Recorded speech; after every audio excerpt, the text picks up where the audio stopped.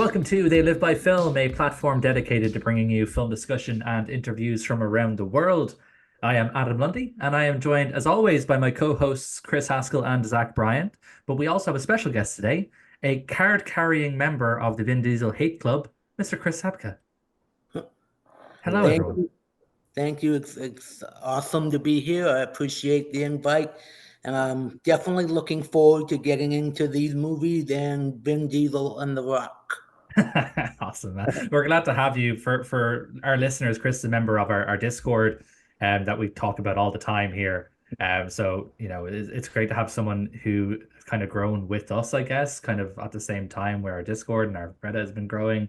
It's great to have somebody now kind of I'm pretty sure this is Chris, you're the first person from the Discord to be on any episode. So it's really cool to have you on, man. I appreciate that. It's an honor to be here. It's an honor to be the first one from the Discord. So thank you. Awesome. And it's probably worth mentioning the only actual journalist in the group. Yes. Like no, we're all just like here just for the, as we say in Ireland, just for the crack, but like Just for the memes. just for the memes. Yeah. But yeah, Chris is actually a professional in this field.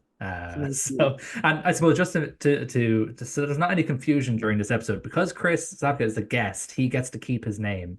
So he will be referred to as Chris. It's only fair. And then Chris Haskell, you are relegated to Topher for this episode. So Topher. you've been relegated to Topher for this episode. So if you hear me say Topher, I'm referring to you. Oh boy, the high school's flooding back when I tried that for a week and hated it. Was that when like that 70s show was out and you thought it'd be cool to be called Topher, like Topher Oh, Grace? gross. That makes me hate the name even more. No. Why? Topher Grace is like the only not good person that came out of that whole show. To be fair, I've never seen an episode of that, but I Fair. probably no. I just was trying to be different, and sometimes different is good, and sometimes it ends up in Topher. Did you guys ever watch when he was on SNL one time, where he was like doing the introduction and everything, and somebody was like bitching at him because it's like, what kind of idiot name goes by Topher? And he's like, oh, he's like, it's not that stupid. It's like, what's your name, Chris? And that was like the whole bit. That is funny. Do we want to give Chris, speaking of that, do we want to give him 30 seconds to just kind of introduce what he's doing now? Because he's all over the internet now. Absolutely. Okay. For about 10 years, I ran my own movie site, silverscreensurprises.com. But when the pandemic hit, it seemed kind of pointless. And I thought, 10 years is a good run. So that was that. And now I'm going back to my roots and writing for a wrestling site, wuonline.net. And it's run by a guy named Michael Weaver Jr., a very good friend of mine. And basically, he lets me write whatever I want. So it's great. If I want to write about wrestling, I can. If I want to write about movies, I can. Usually, I try to combine the two. So, like if John Cena is in a movie, I'll write about that. Or if The Rock is in a movie, that sort of thing. It's kind of been a heyday for wrestling, right? Even a lot of the boutique releases coming out are around like either documentaries on wrestling or some kind of fiction about them. Yeah, Vinegar Syndrome is just putting out so many different things. I mean, it's great. Awesome. I'll link that website down in the description if anyone wants to check it out. Definitely do. I know me and Zach have gone on a few times to read different reviews that you've posted. So it's a cool site. It's a cool platform to have. So I'll post all that link in the description for any listeners who want to check it out as well. I do have one quick question for you, Chris. What is your opinion on The Condemned with Stone Cold Steve Austin? Jesus. Okay, I saw that in the theaters many years ago. You know what? I had a lot of fun with it. Okay, you're allowed to stay on the podcast. That's fine. It was all just it was a vibe check. It's obviously nobody's going into a movie with Stone Cold Steve Austin and Vinnie Jones expecting Citizen Kane, right? You're just going in expecting a fun time. That's what you get. I had a lot of fun with it. For years there's a rendition of Black Betty that plays in that song. It's a cover. I can't remember who did the cover for it. And for years, I could not figure out like where I heard that song, where I found it. I was like, was it an Eight-Legged Freaks? Because I knew the time period. And then me and my girlfriend watched it like a year ago, and it like just it made my whole week because I was like, oh, thank God, this mystery that's been in my head has now been solved, and it automatically got 8 stars just for that. Automatic 8 out of 10 for just solving that in Wentz. That's a good song too. I can always count on Zach to mention a random film that I've forgotten about. Eight-Legged Freaks. Oh, that's a great movie. That is a great movie. I need to watch Eight-Legged Freaks again. David Arquette. We need to do an eight-legged podcast. Eight-legged freaks is fun. Oh God, y'all are gonna kill me that week. Arachnophobe podcast. Why, you scared of spiders, Zach? Oh, absolutely, 100%. My girlfriend kills spiders for me in the house. Same.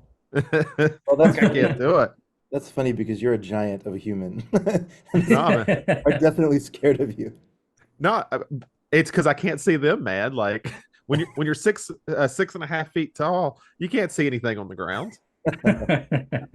That's true. Right. Any other business? So we're just going to go through some stuff we've seen recently. I actually have a ton that I've watched. If you don't, I can get mine out of the way pretty quick. I've tried to dedicate some segments to people who are on the podcast, except for you, Topher. I'm sorry, I can't really see any connections to you in these. But a lot of my watching has been influenced by Zach. Since we last recorded, I watched Perfect Blue because you talked about it, and I'm pretty sure I watched it like that night after we recorded. I thought Perfect Blue was great. I don't know. I'm still not 100% on the twist, but the rest of the film is so great. I'm happy to kind of just get on with it. So I thought Perfect Blue was really, really good. I watched Furiosa because it came out on VOD. I'm not a big Mad Max guy, as you guys know. I've only seen Fury Road, but I like Furiosa. I thought it was a fun time. Probably won't watch it again, but thought it was good. Thought the cast was good. I was impressed with Chris Hemsworth. He was good. What else have you influenced? There was something else. Oh yeah, In a Violent Nature. What a fucking crazy movie. Man, that yoga scene, man. The yoga scene, that is honestly, the yoga scene is like, that is the craziest kill I've ever seen in any movie ever. And it just kept getting crazier. He just kept going. I made a joke that I just sat there with like the shocked emoji face for the whole film. And well, like for like 90% of the film, and then the other 10% is like, damn, this nature is dope. I These talked to trees are somebody so recently beautiful. who said they got it as a secret cinema thing out in the UK. They said they watched 30 minutes of it and left because they hated it. I was like, there's like it had boring kills. I was like, you obviously did not get very far. Like, No, I said that I was over with my parents earlier, and my dad loves horror movies as well, especially really like gory ones. And I was saying to watch this movie, but make sure to give it a bit of time. When you first watch it, it's going to look like an art film because you're just following this guy around. But then when shit hits the fan, it hits the fucking fan and does not stop. It's insane. But I've either Topher and Chris, have you guys heard of this film, In a Violent Nature? It only just came out pretty recently. No. No? Okay. I'm gonna sell it to you with one sentence. It took them 44 years, but they finally made a good fucking Friday the 13th movie.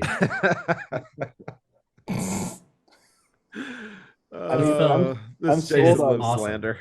I'm sold on Yoga Kill, so you already had. Yoga Kill is insane. And I'm telling you it's insane, but you're still gonna think it's insane.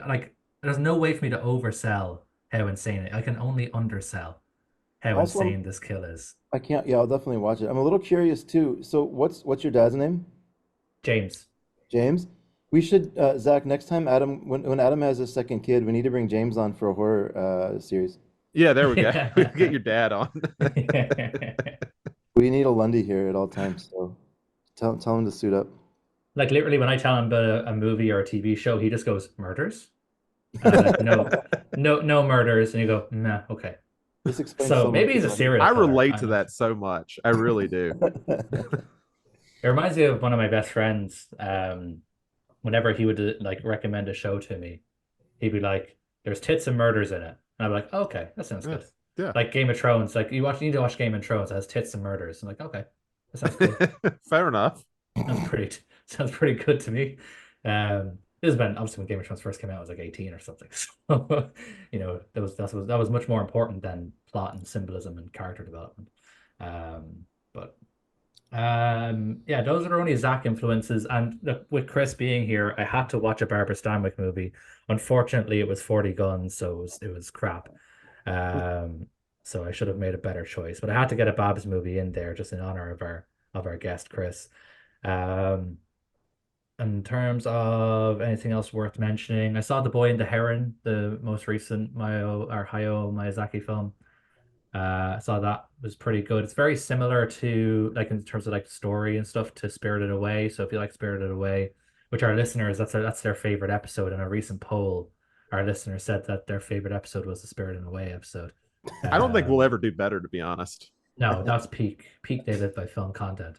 Um, but yeah, similar stylistically to Spirited Away. So The Boy and the Heron is good.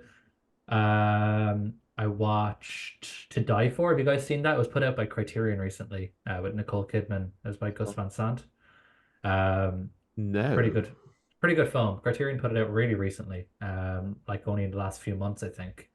Um, Matt Dillon is in it, Casey Affleck and Joaquin Phoenix. It's from '95, so Casey Affleck and Joaquin Phoenix are pretty young in it. It's a good film. I'd really recommend it. It's kind of like it has that kind of typical film noir setup of, a woman convinces a guy to kill her husband. It's that typical kind of film noir setup, but it just goes about it in like a really interesting way in terms of, how it's shot and the kind of format that they do it in. So it's a bit of a refreshing take on that kind of basic premise. Anything else good I watched? I watched May December. It came out last year. That fuck your It's whole day good. up, right? Yeah, it was good. I enjoyed Yeah, it. it's good. It's a good film. That was that. I rewatched X and Pearl because Neve was like, "Oh, I want to watch Maxine," and I'm like, "Okay, have you seen the other two?" And she was like, "What other two?" She's like, "Okay, well, we got to sit down and watch those." We watched those like back to back, and they were good. We had a good time with those. Hey, how was Um, the Tay Tay concert? she had a good time. Yeah, she had a good time. She thought it was an enjoyable experience. Oh, Um, yeah, it's a Tater concert, so it's you could just sit at home and watch the fucking movie, and it's gonna be the same thing. It's all just scripted bullshit. So, uh, damn, burn. but yeah, Take that, the Taylor. Swifties are gonna come for me now, aren't they? Fuck, we're cancelled. The one group you don't want to mess with anymore. Forget Yeah, Hamas. yeah. I watched a few other things, but they're not worth talking about in too much depth, and I've already taken up enough time. Somebody else can jump in now. I've been going through the Beverly Hills Cop movies because, as you know, the new one just landed on Netflix. So far, I've rewatched one and two. One is a lot of fun. It's still a solid 80s comedy. It's a bit dated in places as you would expect, but I mean, Eddie Murphy in his prime was unbeatable. Yeah. Just awesome. And Beverly Hills Cop 2 is the one I grew up with. I saw it a bunch of times, but when I went to watch it last night, I didn't remember any of it, which is strange because I watched it so many times as a kid. I actually remember the first one more, and I think I've only seen that once. So, memory is a strange thing, but I'm trying to remember who's the other. Is it Judge Reinhold? Judge Reinhold, and I mean, it just got so many great people, both of these in big and small roles. Like Damon Wayans shows up for a minute in the first one, and Chris Rock shows up for a minute in the second one before Wow. these guys became stars. So it's cool to see that kind of thing. Wow. What's the other big one with Jackie Chan and Chris Tucker? What are those called? Rush Rush Hour. Hour. Rush Hour. So I'm not saying as an individual movie, but as a series, do you have a preference? Between Beverly Hills Cop and Rush Hour. Yeah, like as a series. I'm still going through the Beverly Hills Cop movies. I'm not looking forward to 3 because I remember seeing it a long time ago, thinking it was crap. But I'm Yeah. gonna watch it again, and then I'm gonna watch the new one. For now, I want to say Beverly Hills Cop will be my preference, but I don't know. Let's see how my rewatch of 3 is, and let's see how the new one is. Okay. I Fair mean, enough. Rush Hour is consistent. It's solid all the way through, which is not the case for Beverly Hills Cop. So in Rush the Hour, end, Rush Hour might get the edge. I don't know. it gets a lot of hate online, but like I remember growing up loving the Rush Hour movies. Like to me, what I really noticed is like Eddie Murphy in these movies. It's clear now. I never made the connection, but it seems so obvious that Chris Tucker kind of got his whole thing from Eddie Murphy, which Okay. I never would have. But if you ever watch them back to back, you'll see it's obvious to me anyway. It's just like he just like turned up the annoying a little bit. Yeah. Up the up the highness, the pitch of the voice a little. Yeah, just turned up the treble. Yeah. It's always funny when you see actors like clearly who are like just base their careers just pretending to be other actors. It's like Christian Slater with Jack Nicholson. Like Christian Slater's whole career is just him doing a Jack Nicholson Yeah, impression. like especially in Heathers. I mean, basically, Christian Slater is playing Jack Nicholson as a high school student in Heathers. Yeah, But it's you know what? crazy. I still love the performance anyway. Y'all are so right. Holy cow. That's exactly what it is. I can never see Christian Slater the same again. No, it's ruined for you. Like once you know that Christian Slater is just doing Jack Nicholson impressions, you literally I can't even look at his face because he's It's, just doing a Jack Nicholson face. it's so true. Yeah.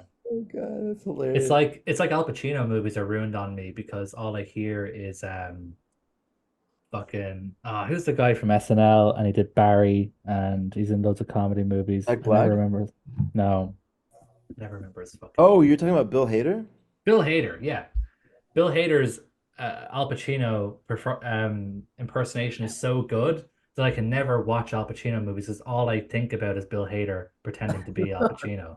His Because it's just Daniel his, Day-Lewis impression is also like on point. It's like he's it's just awesome. he's so talented, Bill Hader. I Yeah, he was a writer on South Park in some of the best years of that show too. Like he's just been around a lot of great comedy. Um, let's see. Do you, Zach, are you okay if I go quick? I just have a few. Yeah, go for it. Then you can bring us home with real movies. Of course. So I can't remember the last time we spoke about this, but I'm pretty sure I did not get a chance to talk about Zegan. So I want to talk about Zegan quickly because everybody in the world should see this movie.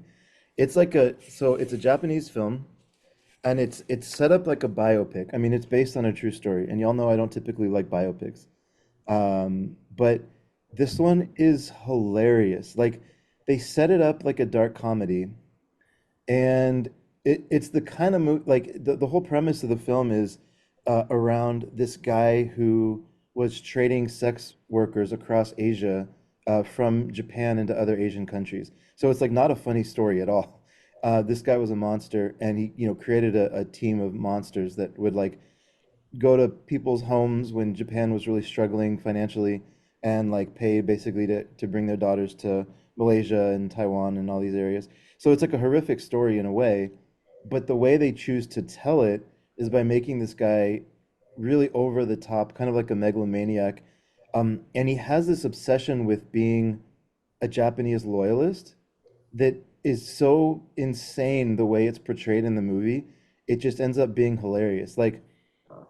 The best example I can think about is there's one scene where he finds out some Japanese women are in these like docks of Kuala Lumpur or somewhere in Malaysia, and they're being held captive by Filipino guys, and that's just too much for him. So he strips out of all of his clothing except for like in Japanese movie when they wear that loincloth, kind of like just as underwear.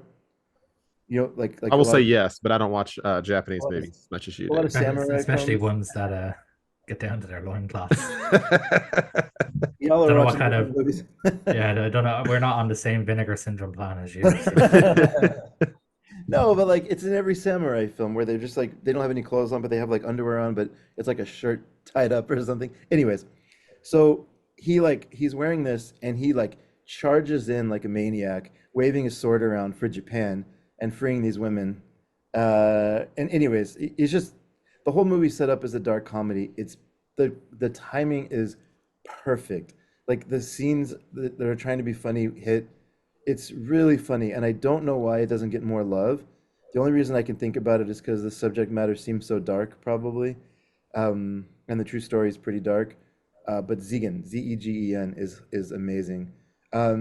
I saw a Australian body horror movie called Body Melt. It's an exploitation flick. Have any of y'all seen this? No. You should already know the answer. Except for Chris. Chris has probably seen it somehow. No, Chris owns it on DVD. He just hasn't seen it yet. Is that right? Chris, am I directionally correct? Um, but yeah, Body Melt is a fantastic piece of Australian like body horror. Think of like Cronenberg mixed with like early Peter Jackson and made by somebody with a really low budget. Um, I'm going through, so I'm going to be doing a podcast late summer, going through the eight um, female, what's the best way to say it? Well, there's eight films by Teruo Ishii. They were started in the 60s and went to the late 70s, I believe, or maybe mid 70s, doesn't matter. So I watched the first one in this series. It's called Tokugawa Matrilineage, or basically History of the Shogun's Harem. It's an interesting movie. It's like a, mm, it's You basically can like a, say it. This is an explicit podcast. You can say it. no, it's basically just like this horny shogun and his harem, and he just like has sex with all these different women, and like they have like kind of bitterness between them, and they infighting. But it's setting up this series of films that he made is setting up like a almost like a what's the word? Um, like a Rome, these Roman emperors that were like got sort of really into like torture and kind of like what's the movie? I'm just trying to think of a particular movie that just got a release. Caligula. Caligula, thank you. It's sort of similar to like a Caligula type of leader in Japan, and there's a series of movies made about this time period. So, and I'm going to be speaking about it. The reason I'm watching them, other than the fact that I'm just generally depraved as a human, is because I'm going to be speaking about them on a podcast coming up late summer. And so, just going through the first one, I would say the first one's a little boring, but the later ones in the series certainly are, and it's kind of an interesting timepiece to set up the what's going on there. Um, what's worth mentioning? Last one I'll just call out is there's a series of movies by this experimental director called Nina Menkes. She's a American kind of independent filmmaker. She does a lot of like her style is to work in a documentary setting where there's no actors, she's just filming reality, but have a scripted character within that. So she'll, there will be like the main character who's kind of going through emotion, but everything else is just filming on the streets and just kind of verite. Um, I would say she's probably a little experimental for my liking, uh, but just two films in, so we'll see how it goes. There's one that I saw called The Magdalena Virga, which is certainly a lot better than the first short film that I watched, which was just a woman walking through the Jewish ghettos. Like I don't know how to like I don't know the right word for it, but it's like a very poor religious part of Jerusalem or of Israel, excuse me, one of the cities of Israel, and nothing really happens. So that one I didn't like too much, but Magdalena Virga is interesting at least. It's sort of like John Dillman if it was only 90 minutes long. And that still doesn't sell me because that's still 89 minutes too long. That's it. I think there's a lot more we could talk about, but we're already into it here. So, Zach, what have you been watching? All right. Since I'm the only one who stepped foot in the theater in the last 15 years, I guess I'll bring in some recent stuff. So I went to go see The Bike Riders. And you guys were talking about actors that just try to be other actors. There's literally a scene where it's talking about how Tom Hardy is like the leader of this bike gang, and he got the idea from watching a Marlon Brando movie. And that was the first time I ever realized that Tom Hardy tries to do Marlon Brando a lot. Because I was like, oh my God, because he's trying to mimic him in like certain things. I'm like, this is just Tom Oh, Hardy normally. Marlon Brando. That's interesting. I would have never made that connection. Yeah, I Actually, wouldn't have if they didn't like point it out in the movie. I was like, oh yeah, that's kind of very similar. They even look alike if you think about it. yeah, you're They right. Yeah, they do. got a similar mouth going on. So Yeah. that The one, eyes as well. what's that? The eyes as well. They've similar Yeah, eyes. yeah. That's what I want to. So another one to bother everybody with, since we're just going to ruin actors for everybody today. Well, look, at least Um, we know now what it would be like if Marlon Brando had played Bane. So at least we know now. I know I everyone mean, can't sleep at night wondering about that. So. And then I went on a little bit of a nostalgia trip for a movie I should never have a nostalgia trip for, which was Wild Things from Heck yeah. '98, I think. You pervert. I my parents had no regulation on what I rented from the video store. Absolutely none. Um, let's see Kevin Costner's new movie Horizon American Saga, Chapter 1 of 4. So I'm a quarter of the way through this 12-hour Jesus, story now. I was gonna say, isn't the first film like 3 hours long? What the Yeah, fuck? yeah. And there's gonna be 4 of these. Christ. The first one, I heard it's good though. no, it's I've seen the fantastic. reviews. Yeah, Yeah. it's really good. You know, because you'd almost expect it to be a really self-indulgent thing because it's like Kevin Costner's wanted to do this for like 40 years. He casted himself in it, which he has in I think every one of his directorial efforts. But you know, credit to him, Costner doesn't show up for like an hour and a half of this movie, and I wouldn't call him the main character. Sam Worthington has more screen time than he does. Yeah, so I mean, credit to him. I don't find it self-indulgent, which was one of the things I was worried about. We'll see how chapter 2 does next month, I think is when it comes out. Where are you Uh, at? Oh wait, what? They're just like doing it like month by month? well, he already filmed the first 2, so there's like a 2 month, Oh, there's like a 45-day wait between them, and then I think he's filming 3 and 4 like now. oh, Where are you watching okay. these? Me and the theater. A place called the movie theater. Yeah, the thing you guys don't ever go to. Is that like an app? Yeah, it's kind of like an app, but you have to turn your phone off. It's a very Do they have interesting app.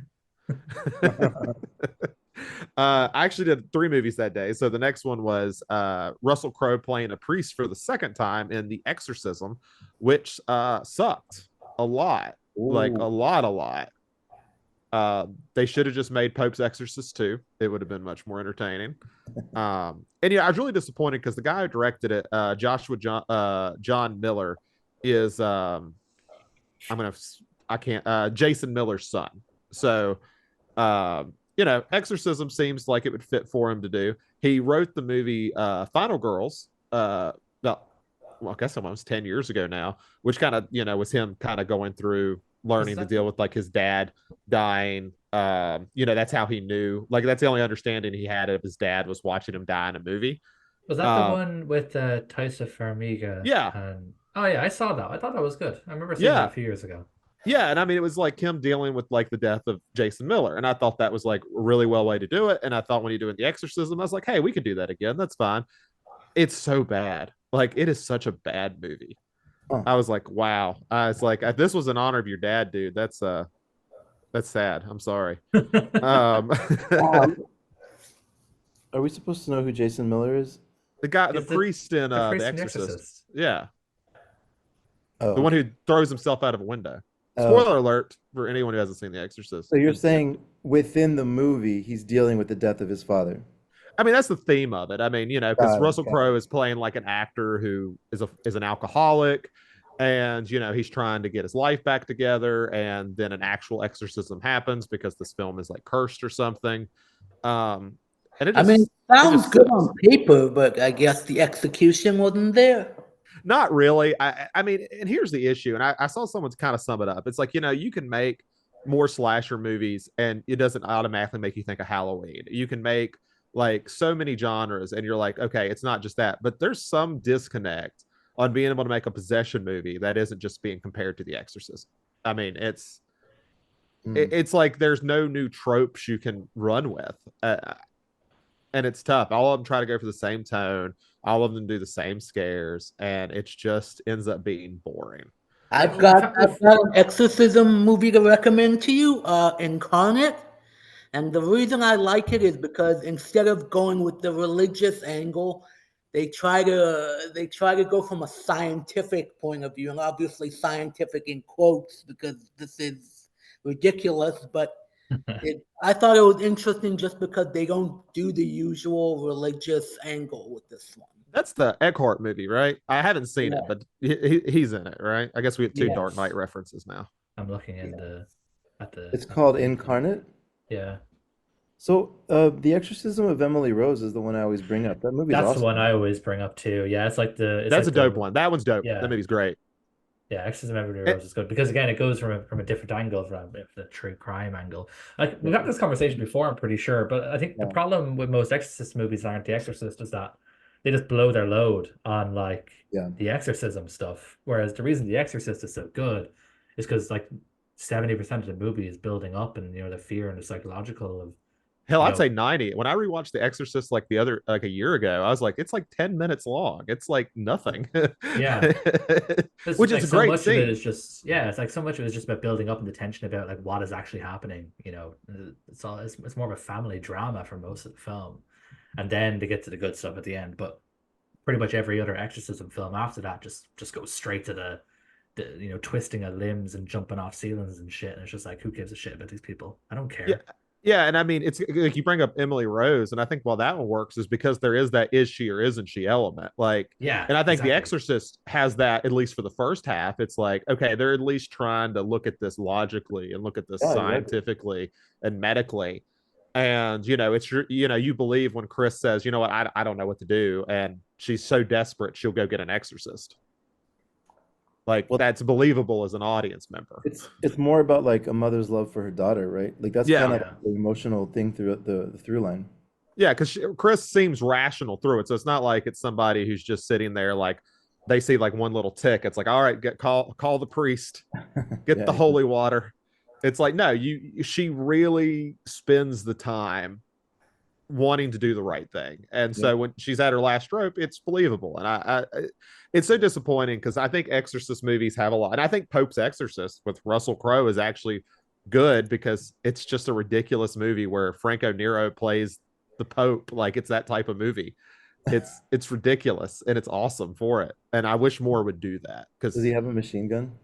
I mean, if we fund the second one, we might get a machine gun.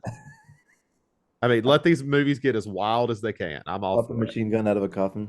Not to spoil a movie that's 60 years old. it. The last movie I saw that day was Laugh the Most Kinds of Kindness, which was, hey, it was pretty good. It's an anthology film for him. It's a lot closer to like Sacred Deer or Dogtooth, that kind of tone. Pretty good. I won't talk about it. I'd say go watch it if you like his other stuff. And then after that, I really just got into watching a lot of Ty West stuff. Like I pretty much watched all of Ty West stuff up until Maxine came out last night when I went to go see it. If anyone listening would like to hear more about a lot of these, I'm going to be doing a Ty West ranking with Ryan from Disconnected next Thursday. So I won't bore anybody because I know we have some crossover here for you having to hear my opinions twice. I would definitely say if you haven't seen In the Valley of Violence, it is fantastic. It's probably like one of my favorite modern John Travolta roles. Um, really good spaghetti western homage. I'd actually say, as like an homage of spaghetti westerns, I would say it's better than Django for Wow. actually being low budget. Like I think that like as much as I like Django Unchained, it's too polished. Like it's just too polished, Yep, yep, yep. and it takes a little bit of that away. And where this is an actual low budget film, I think it plays into that a lot better. It feels a lot more like a spaghetti western. Um, if you're bothered by animals dying, does have a tough scene, so I guess I'll go ahead and warn that. Beyond that, I was a lot of rewatching. And then I watched Maxine last night, which I was unfortunately disappointed by. Damn. I saw that you posted your review in the Discord, and I was taken aback because, and I don't mean this in a slight against you or anything, but like you're just the type of guy that I feel like I can always predict what you're gonna like and what you're not gonna like. So when I saw that you didn't really like it, I was like, wait, what the fuck? This is like it's a Ty West movie. He's a director that you like. It's a horror movie. It's you know a slashery type of movie. It's part of a series that you like. This is just going to be an automatic 5 stars for Zach. I don't even have to read a review. And then I saw 3.5 stars and I thought, I don't know this man. Who is this guy? He is an enigma to me. I cannot predict. Look, nobody is more disappointed than me because, and the thing that's frustrating is I'd say for the first hour, I liked it better than Pearl. I thought it was really great. I liked what they were doing. They were kind of exploring the Giallo genre, which I think is great when this whole series is supposed to be in honor of slasher films. I think that's really cool. And then the last like 20 or 30 minutes is I don't know if it's like underwritten. I'm gonna rewatch it because I don't know. It just I felt it was very underwritten, which was kind of surprising. Like one thing when I was going through all the West movies, like back to back, is it actually wasn't exhausting because they all feel pretty different. He's actually as slow burn as he can be. He's pretty good at endings. So the ending of Maxine, I'm just like, I don't know what to take from this, and I felt very disappointed by it. I'm going to watch it again, knowing what happens, see if I feel a little bit better about it. But I I really felt like it dropped the ball at the end, unfortunately for me. Dang. Burn. Take that, Ty West. Yeah. But you know, I think it's got a lot going for it. The cinematography looks great. There's a lot of like I think the characters are a lot of fun for the first hour. And then there's just this kind of switch, and it didn't work for me. And I don't particularly think it didn't feel thought out, I guess was the issue. Like it didn't feel like as smart as the writing of either X or Pearl, which I think are both really smart scripts. Well, before we get into the main event, what are y'all's thoughts on switching the main focus of this particular podcast on the best 5 minutes of Wild Things and spending the next 2 hours talking about that? That was a foundational moment for me. Just like we're gonna analyze this 5 seconds at a time. I cannot stress how much that shaped my perception of what was hot. Like I probably saw that as like an 11 or 12-year-old. Dude, I was the same age. I was like 10 or 11 years old. This is what wow, this is what women are. It's like it's been all downhill ever since. Yeah. Anyways. Speaking of smart scripts and incredible payoff and scientific, Oh boy. let's get into the main event, I guess, because we've been here a while already. So as we mentioned, obviously we've covered the first five and a bonus one in the last couple of episodes.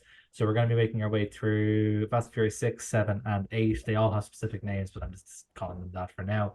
Fast and Furious 6 is literally called Fast and Furious 6, thankfully. Although I only noticed this recently, and I forgot to mention it in the last episode. But like, these have like weird and funny names in Japan. I don't know if you guys have seen this. No. I was going to bring this up. I'm so glad you caught it too. Fantastic. So this film in Japan is called Wild Speed Euro Mission,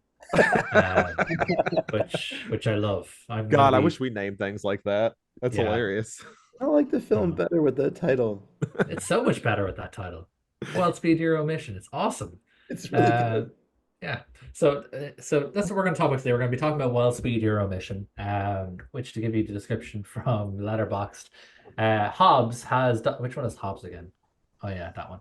Hobbs has Dominic and Brian reassemble their crew to take down a team of mercenaries. Dominic unexpectedly gets gets convoluted, also facing his presumed deceased girlfriend Letty. Whoever wrote this for Letterboxd has like some kind of like, I don't know. Am I crazy? Can you guys pull this up on Letterboxd and see if it makes any sense to you guys? It was probably written by the award-winning writer Chris Morgan. It just like the sentence makes no sense.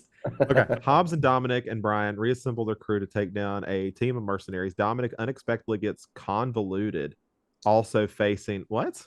But like, why is there a colon there? Okay, the problem with Letterboxd is all of the descriptions that you're reading, the fans are the ones who write them. So it's... Well, clearly the fans of this series are fucking idiots who can't write. So. Does convoluted have another like definition I'm not aware of? Because that does not make sense. I don't think so, no.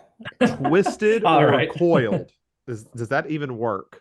No. No, it does not. No, it just like it just means like confused, right? Like he gets, but it's just like, but it's not really like that's not really a great description, anyways. Even for a word like that, like he's never confused. That's not even the right word. Yeah. He's just like, wait, what the fuck?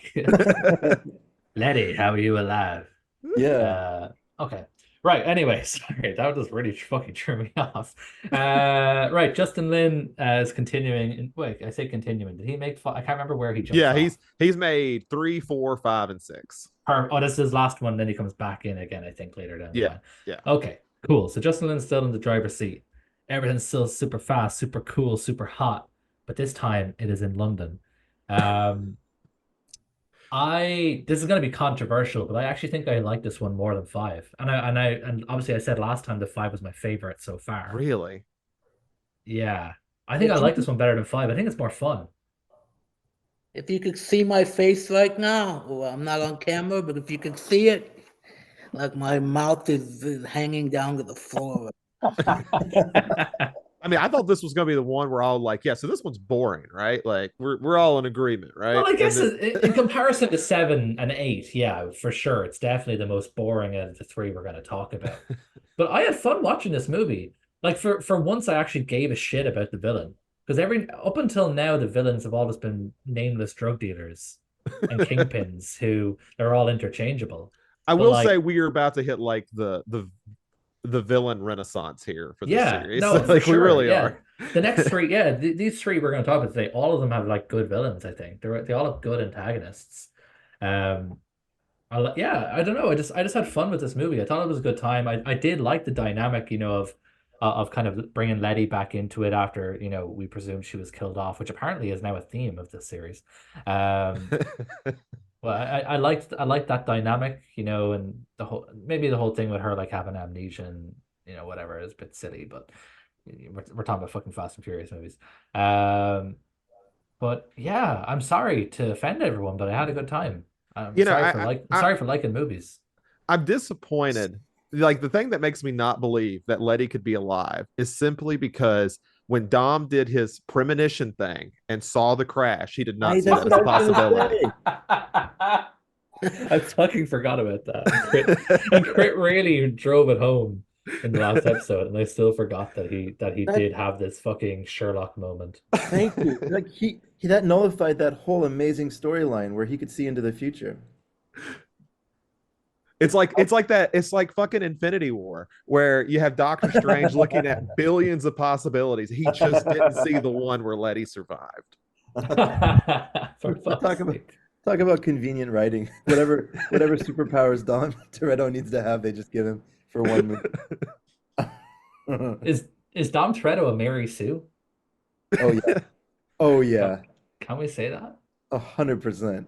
Oh, we haven't gotten too far. Chris or Topher, I'm sorry. Topher, where does this rank with the rest of the series Oh on yeah. They Shoot Zombies? I really hate this bit. I'm going with it. Zombies. So critics align with my reaction to the film, which is it's not even on the list.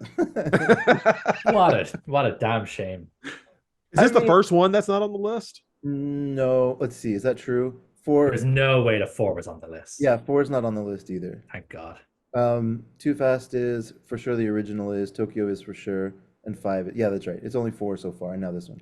So 4 and 6 are the only two that have Yeah. not made it so far. Okay, Yeah. I've got to jump in and defend four. I think I'm the outlier here, but I thought four. I'm not saying four is a great movie. It's probably low on my list for sure. But the one thing I admire about four is that it feels like a sequel to the first one. Finally, True. like Too Fast, Too Furious, and Tokyo Drift. And even though I love Tokyo Drift, they don't really feel like sequels to the first one. Whereas with four, they're finally trying to get back on track with whatever the story is. So that's why I liked it. I mean, it's still low on my list, but I think I liked it more than you guys for that reason. I think it's probably because a lot of us, I think all of us preferred Too Fast, Too Furious to the original. So I prefer them to do like go down. I prefer them to stay in that lane, whereas the first one was like trying to be too serious, and I think four tried to be that as well. Whereas I like when they go fucking batshit. That suits me better. So So you guys prefer Too Fast, Too Furious? That's I think interesting. we I think we all agreed that Too Fast. Am I speak up if No. I'm talking Yeah, out but of I turn. actually don't think we're in the majority either. Like it's actually kind of funny that the three of us prefer Too Fast, Too I Furious. mean, I'm not sure I'm with you on that. I don't know. I mean, I'm not sure, but my gut tells me right now. I'm still going through the series myself, but my gut tells me right now that I prefer the original. But I did enjoy Too Fast, Too Furious. I love the chemistry between Paul Exactly. Walker and Tyrese Gibson, Yeah. and it was fun. But That's Tyrese Gibson has slowly become like one of my favorite parts of this franchise. So over these kind of three movies we're going to talk about today, Tyrese is one of my favorite parts of this franchise. Him and Ludacris are just like they steal it for me most of the time. Tyrese has like the best job in this movie. Like, because exactly. sometimes I stop paying attention and then he just tells me what's happening. And I'm like, thank you, Tyrese. I lost track for a minute. So let me get this straight. We're gonna do this and this and this. Yes. Like, thank you. That's all I needed. That's hilarious. The other thing is, I think we're going to get into this. This becomes more egregious as the series goes on, but I think he has the most believable growth as a character. Like, the situations that he gets put in, I think are the most believable of like what he could do based on what he could do in the second one when we met him. We're talking about Tyrese, right? Tyrese. Okay, Like, because I was like, Ludacris's job makes no sense with no, like how it his, started. I think he might be the best actor in this series, but his character is ridiculous. Like all of a sudden he can hack along with the best hackers in the world, and it's like we'll get into that later. We'll save that. But the way they wrote his character makes me so mad. I want to throw something at the TV every time. Wow. But I love the way he is on screen. He's a great actor. Six for me was a bust. I, I, I'm slowly liking this series less and less. Six is I still like it, um, and I just kind of progressively like these movies less and less as we go. I think they become like they could be literally any movie produced in the Hollywood system. Like could be Ocean's 11, could be Mission Impossible, could be Transformers, could be like You it just doesn't. named like three blockbusters that are nothing alike. That's what I'm just. Like, and most of them are made by auteur directors. Well, I mean, Ocean's 11, yeah, for sure. Those movies are fun, at least, I guess. But I Transformers as guess, well. Yeah, The like it was guy, made by Bay, and then Mission Impossible was made by De Palma. yeah, the guy who did, and also fuck you for bringing Mission Impossible into this. Mission Impossible are legitimately great movies. Mission Impossible Um, sequels, but they're the same. Like it's the same. It's the same thing every time. It's like, oh, here's another crazy situation. I mean, I guess that's the point. I don't know. yeah, that's literally like you're saying this like it's a bad thing. Like, Yeah, like I could just imagine like Topher here back in the '80s, like watching Road Warrior and be like, they're just making them bigger and bigger every time. yeah, or watching Die Hard, it's like, ugh, this guy's just like fucking climbing in vents now. What the Honestly, honestly, kind of. But fuck? but Mad Max is awesome because they go for it. I don't know. And you're This telling me that the Fast and Furious guys don't go for it? they go for it, but it's like it's They just have in this film, Luke Evans drives a fucking Batmobile. Thank you. It was the Batmobile. Thank you. I said the same thing. These movies are like I've noticed are very influenced by The Dark Knight. Like I think I've noticed So like three or yeah. four things where I'm like, this is The Dark Knight. They're just repurposing it, and I think that's hilarious. all But right, it's the y'all. right time period for it. Yeah, that's true. Y'all talk for a minute. Why is this movie great? Well, Why would like nobody said it was great. Chris, you're the guest, so why don't you kind of give Okay, your well, 2 cents? Furious 6 or Fast and Furious 6, whatever the hell it's called. Yeah. I'm glad to hear that most of you feel the same way because I wasn't sure if fatigue had just set in on my part and I was just getting tired of this or if it was the movie. Well, I think it is the movie, I think. But Adam made a great point that this is absolutely the first villain that I gave a shit about in the series, so it does have that going for it. Luke Evans did great in this. He's great in everything. So I did enjoy that part of it, but otherwise the movie it was boring to me, to be honest with you. Yeah, the tank is cool and the Rock is cooler, but other than that, the movie doesn't really have that much going for it. And to be honest, I don't even remember what the hell happened in it. And I just watched it a week ago. I So think my biggest issue, like plot wise, because I think everything kind of works except for the Dom and Letty stuff. Like I find that just really boring. That was the biggest issue I had. Is I think it's because they have no chemistry. yeah, the amnesia storyline, I'm not a huge fan of it. I mean, I'm glad that they found some way to bring her back. Because Michelle Rodriguez, she's also great in everything. So I'm glad she's back, but this amnesia crap, it just didn't do it for me. I really think they should have just went in and said somehow Letty returned. Yeah, just like Just not left addressed it and just hope that we all would forget that she was dead. No, Um, she could have just like walked into the room, right? And they could have been like, Letty. Like that would It have is been funny just though that you bring up that like the chemistry because Vin Diesel actually does, funnily enough, he has better chemistry with Elsa Pataki who I plays Elena. totally agree. He has so much better chemistry with her. It's crazy. I think she's a better actor as well. No offense, Chris. I know you just said you love Michelle Rodriguez. I think Michelle Rodriguez is really fun in like a genre movie. I love her like in big action movies and stuff. But But she like, plays a specific role, isn't it? She's yeah, very much typecast as a tomboy, true, you true, know. true. But I think Elsa Pataki's probably a better actor. Um, and there's we're at that point of the series too where chemistry tests were probably done. If you're hiring an actress to Yeah. play opposite of somebody, that's oh, is part that of a your thing? audition. Whereas Oh Michelle yeah. Rodriguez was just a small part in the first Fast and Furious. Yeah, Mm. chemistry tests are totally a thing. Like when they have like an established part of someone in the series and they're going to bring someone in as a love interest, they'll do auditions, with that person, with like Vin Diesel, for example, to see, do they actually work on camera together. There's no point in just hiring one person who's good. You need to make sure that they have the right chemistry. Wait, we've just unlocked like a dating strategy. Are you saying if you pretend you're making a movie, you can just bring people in and see if they have good chemistry with you? And this is how Chris became the new Harvey Weinstein. I was just Whoa, gonna say, is this just not the plot of whoa, Audition? whoa, whoa, whoa, whoa. This is Audition, right? Isn't Let's that go what in a the dark plot of direction. Audition is? I'm just Uh, trying no, I threw Chris off too much. I have never seen Audition. to. Have you Takashi. not? I'm No. so surprised. I haven't either, obviously, because it's Takashi Miike. So, but I'm just surprised that you haven't. Oh, Okay. wait. Yeah. Yes, I have. Why am I saying that? I was thinking of like, this is going to sound so dumb, but I started thinking of Accepted with like Justin Long in it. And I'm like, no, I haven't seen that. But I've seen Audition. Yes. I had to think about it. Don't know why my brain went there, but that was No, my first thing. Like, no, I haven't seen that. no, audition is the kitty, kitty, kitty, kitty, kitty. Yes. I can't believe you mixed up a Justin Long sex comedy with Takashi Miike film. The Fast and Furious movies have melted my brain. Oh my God. Well, Yeah. there's two things I'm glad about in this, and we're gonna get into spoiler territory because this is a good way to sell this movie.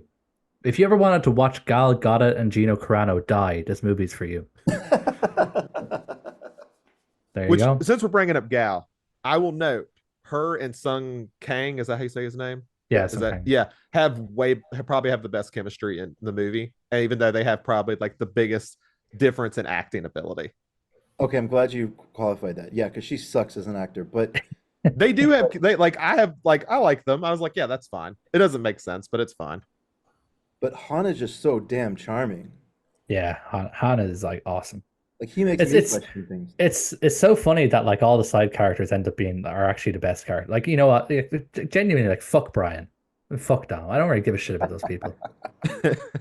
Like I'll watch a movie. They should just do a side movie that's just Ludacris, Sung Kang, and Tyrese Gibson, and I'll watch the shit out of that. Ooh. That sounds awesome.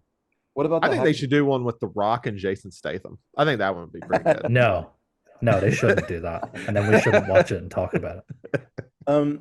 We haven't really like broken down what happens in the movie. Is it important to do that? Cars go fast and things blow Fast up. Cars and Freedom.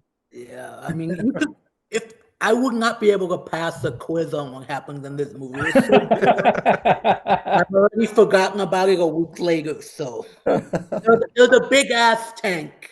That happened. And there's a plane crash that happens at some point. The final set piece is cool. Yeah, it's a good set piece. I actually can't tell you why they did it. Like I know the set, like I remember the set piece, but not the context of why it happened. It's because they were doing something.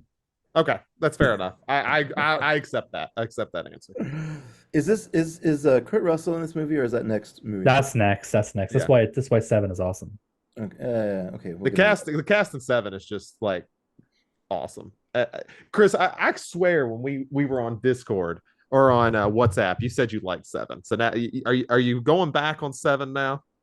No, no, no, no. Well, are you talking about to me or Topher? I mean, you're Oh, talking about sorry, me? You're Topher. Topher. Topher. Yeah, sorry. On WhatsApp. No, no, no. It's nuanced. I like it Okay, though. okay, we'll get to the nuance here after we finish up 6. So I guess we should bring up that they finally killed off a member of these movies. So that's something. It's been Yeah, it's got it. been a while. Yeah. They haven't killed anybody off since Han. I'm honestly surprised. I feel like if she was a better actress, they would just go back in time again and just say, Mm. no, no, no, this is all before the events of It's 6. possible they still do. Yeah, we got a while to We go. can't rule it out. Um, But wait, what? speaking of Han, I just have a question. Do they ever explain how he went from Better Luck Tomorrow to these movies? I feel like there was no transition. Is it just fan service, or is there an actual explanation for I No, how? don't. no. There's a line. There's a line in 4.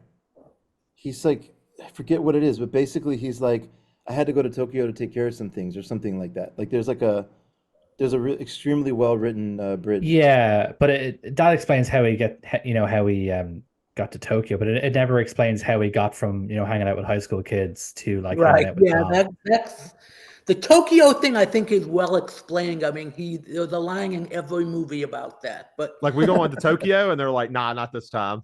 It's No, just I think, yeah, I love that. That was so funny, actually. No, we'll wait. Fuck it. um, yeah, I think it's probably just assumed that he got into street racing and then got into Dom's crew through that. But no, as far at least up until now, I've only watched up until the ones we're talking about, and I haven't watched any of the ones after the ones we're talking about today. But up until now, no, there hasn't been an explanation as to actually exactly how he got in with Dom. It's No, just kind of assumed he got in just through, you know, being cool Chris, with but them. not Chris Haskell. You watch the Los Banderos thing, right? me, What it yes, yes. Yes, yeah. Didn't they he's in that, right? I've already forgotten half of what happened in that short. Uh, Uh I think he's in it. I think so. But again, don't put a gun to my head because I'm not sure. I feel like they go back because we didn't do it for the podcast. I just kind of watched it just out of curiosity. And I swear that's like where him and Dom met was in like the Dominican Republic. you've said that before. Maybe. One of y'all said that before in Discord. That the Banderos kind of now that you mention that, that memory is coming back. One of y'all wrote that kind of explains the Han backstory a little bit. That sounds right. But isn't I it haven't just seen it, so ludicrous I don't have a logic? clue. Like everybody has a past. Isn't that? Can't we just say like Yeah. that's like the logic Yeah, of the sure. movie?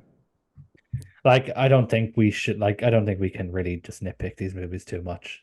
I think we'll only do ourselves a disservice. One thing actually, and this kind of bleeds into 7 a little bit, because obviously we have the post-credit scene in this movie that kind of leads into what happens in 7.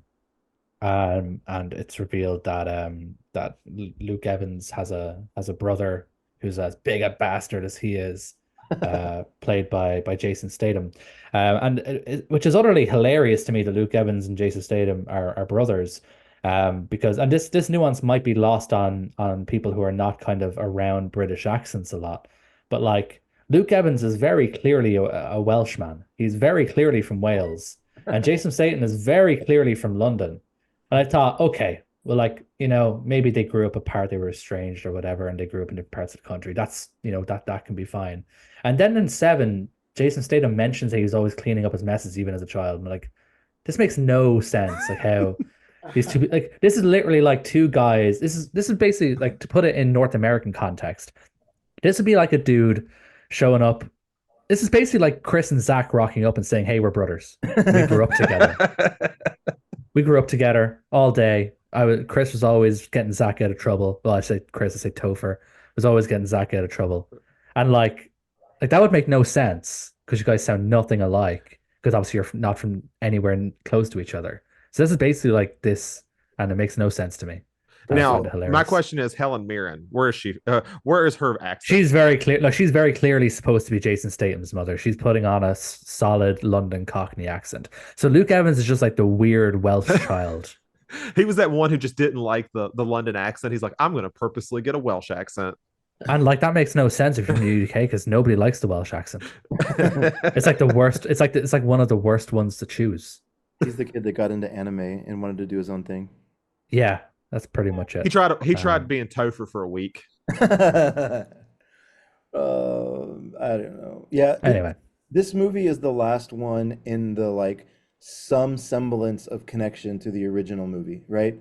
Like the explosions get bigger, the stunts get bigger, but from here on out, they've like if I think I can't I was trying to figure out if they've jumped the shark here or in seven, but I think seven is where they've officially jumped the shark, right? And they've just went like fuck it, like we don't even care about the universe anymore. We're just gonna like make big action movies, oh wait, right? I actually forgot. No, it's definitely this one because I forgot that this is the film. I thought it was seven for a second, but I remember it's actually this one. This is the film where Vin Diesel does the jump and tackle. And Yeah. Yes. I totally forgot. I audibly laughed, belly laughed out loud. Like a full like when that happened. This was the greatest thing I'd ever. This is cinema when that happened. When Vin Diesel jumps out of one moving car across a bridge, tackles Michelle Rodriguez midair, Yeah, and they land on another moving car, and both of them are just fine. yeah. That's cinema. I'm sorry. You can't convince me. That was amazing. But yeah, this is definitely that little scene alone definitely confirms we are fully in mid-air shark mode. Now, I do want to bring this up because Chris brought this up to me. The final scene that has Vin Diesel and The Rock in it is hysterical. It's so bad. I still can't figure out if they're trying to do forced perspective or not. Because it seems from some angles that they are, and they're just trying to make it so that they're the same height. But like it's just so obviously wrong. Like it looks so fucking dumb. It's Well, like, have you insane. seen how fucking huge The Rock is? It's like, Yeah. I Ben, what were you know. thinking? Like, Well, it's okay. yeah, The dude is huge. this is my question, Chris, as the president of the North American fan club for Dwayne Johnson, is he a larger man than Vin Diesel? Uh, Definitely. I mean, I think so. As far as physically, I think Rock is much bigger. I mean, and plus he has muscles on top of muscles. So, and while Vin Diesel is very well built himself, I mean, The Rock is like this specimen from outer space with the way he's looking. Right, Yeah. and it just, I don't know what was going on with that scene. I don't know if they didn't want to be in the same room or if their schedules were so busy that they couldn't shoot the scene, or if it was an ego thing where they had to look like they were the same height and size. I couldn't tell you. All I can say that it looked like absolute shit. You're And not wrong. and I feel like this is the one where I kind of understand. It's where this ego problem comes in because there would be scenes where The Rock is coming in as kind of a leadership role, and he's just so much more believable than Dom is. Yeah. And it's like, oh, I can kind of see where this ego problem came into, and The it Rock just just has that escalates. charisma.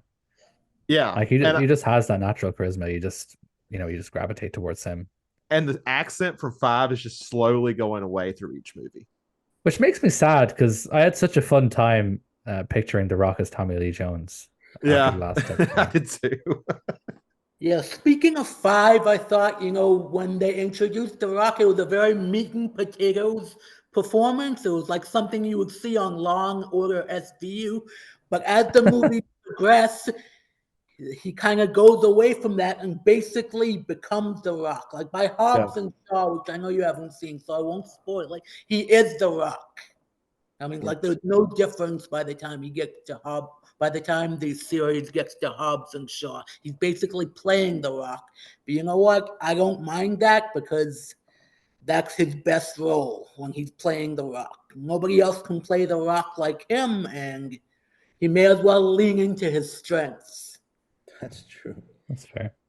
It- Should I'm just should we move curious. on to seven or Yeah, we probably should. I'm just curious, like, if you're Vin Diesel here, I know it's hard to speak for another human, but like, how is your ego so thin that you have to be this Mary Sue character? Like, do you think he wrote it this way, or do you think Chris Morgan is like, no, no, no, no, no, we're gonna make you into a superhero, and he's like, no, I want to be a flawed character, and like, no, you got to do this. I don't think that's what happened. I feel like this is he's starting to get his thumbprint on the series in a bigger way, right?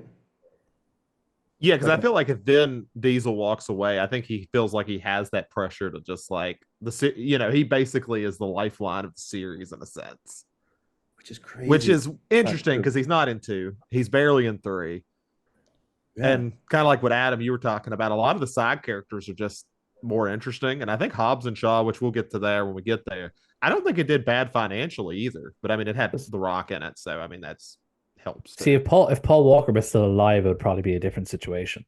Yeah, yeah. So Which I guess we should get to that because this is the final movie. Does he die? I think he dies in between, 7 and 8, not right? long after this movie releases. no, they had Well, he started died filming while the seven. movie was being filmed. It was, yeah. Yeah. I was reading about this. They had started filming seven. So, he is in some scene. Like when what we're seeing here is not all kind of CGI on his brother's bodies, which is why, especially towards the end of the film, you notice that Brian's character tends to have a bit more of a subdued role towards the end of this movie. Mm. It's pretty much just a logistical thing. But he did film some of it, and then he had died during production. Um, I've complicated thoughts on Paul Walker. We kind of discussed that in the episode that we covered that film. What was the name of that film that we watched that I liked? That crime one. Oh, running scared. Running Scared. Yeah, we touched on my complicated feelings about Paul Walker during that, so I'm not really going to get into it here.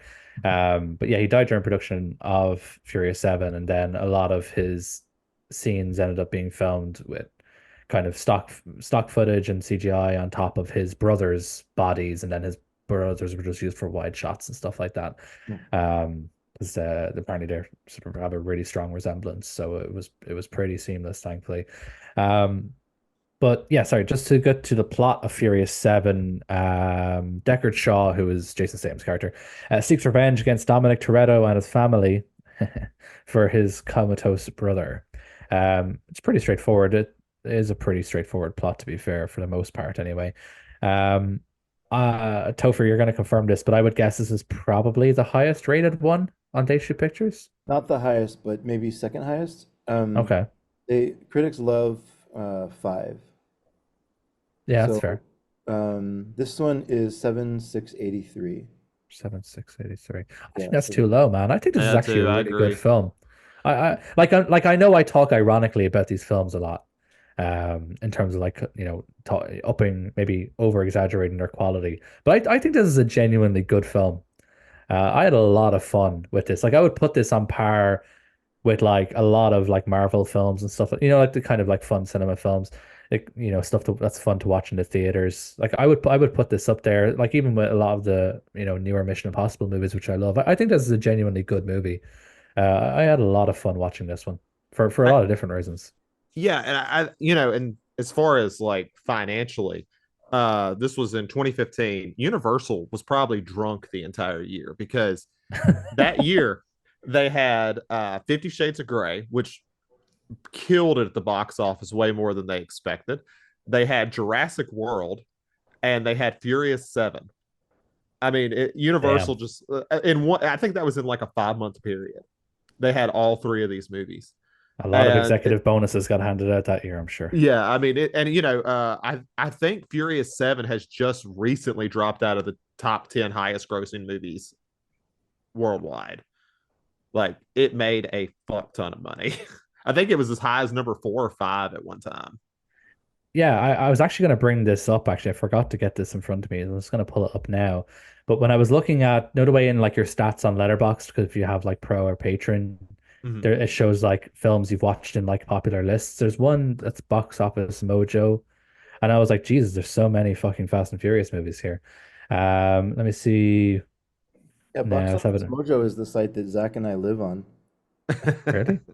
I, right, Zach? That's where you go for all your stats, right? Letterbox? Yeah, No, yeah. Box Office Mojo. I thought you were talking about Box Office Mojo. Yeah, Box Yeah. Office Mojo, right? Yeah. Yeah, That's what. Furious 7 is 11th for Box Office Mojo, in terms of like what worldwide gross. So it's number 11 worldwide gross of all time. And And there's Fate of been a the lot Furious of is billion-dollar 24. movies between 2015 and now. Yeah. Like, there's been a lot. I think when this movie made a billion, there weren't even like 25 yet. And now there's over 50. And I suppose it was just like in a way, and I don't mean to sound disrespectful, but like in a way, Paul Walker's death was kind of a perfect storm for fan interest. Because I'm sure probably a lot of people came back and watched it, because they had that emotional connection, maybe from when, they watched it when they were a kid or whatever. And, they wanted to go watch it because of that, even though they might have fallen out of the series. So there's a lot of reasons why this was so successful. And then, on top of it, it is just a good film.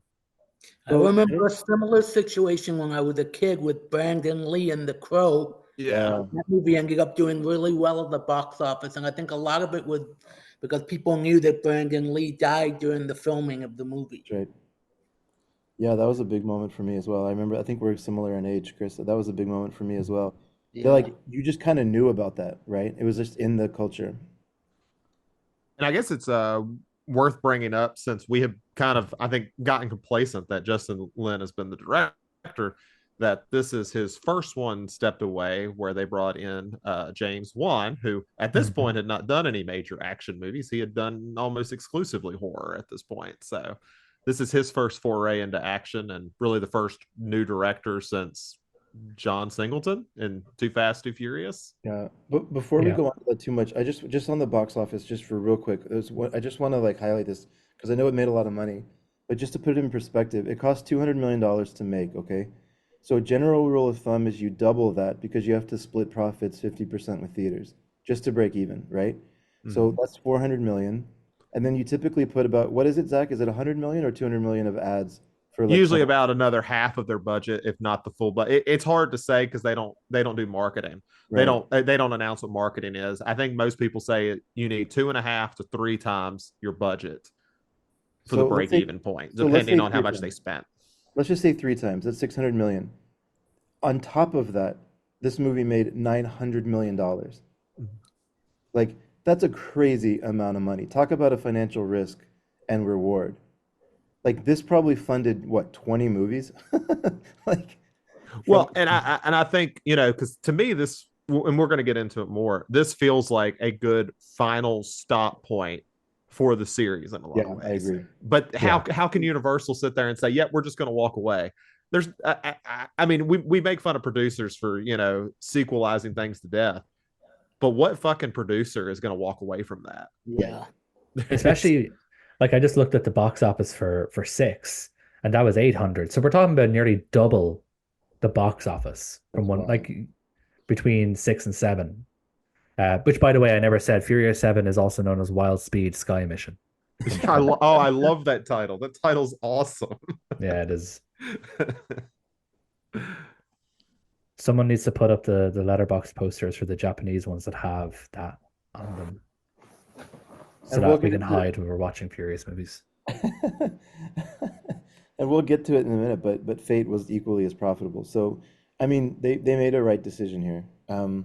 We can move past this point. I just wanted to highlight, like, it wasn't just that it made money. It's like this is one of those movies that is a foundational, like it keeps studios alive for 5 more years kind of movie. Yeah, Yeah. and I mean, you're talking about I mean, Universal is probably still living off Jurassic World and Sure. Furious 7 and 50 Shades of Grey money. Like that was a wild year for them. That was back when I guess that was right before Disney pretty much won the box office for like 5 or 6 years. Yeah. Yeah, I'm trying to figure out what Avengers movie came out in 2017 or what Marvel movie. 2015. Or It's was it before Civil 2015? War. It's before Civil War. No, Furious 7 was 20. Oh, it was 2015. Sorry. Yeah, it's well before Civil War then. So we're already probably talking about Avengers 2, Age of Ultron. Yeah. So, you know, not a great movie by any means, but obviously I'm sure it made a fuck ton of money. And yeah, so what's everybody's thoughts on 7? I want to hear Topher's here since he seems to be the hater of the group here. I have mixed feelings on this movie because as a Fast and a Furious movie, I think it's ridiculous and I hate it. However, as a movie, it's super fun. I get it. Like I just, I don't know why I hold nostalgia for Final Fantasy, for Fast and the Furious.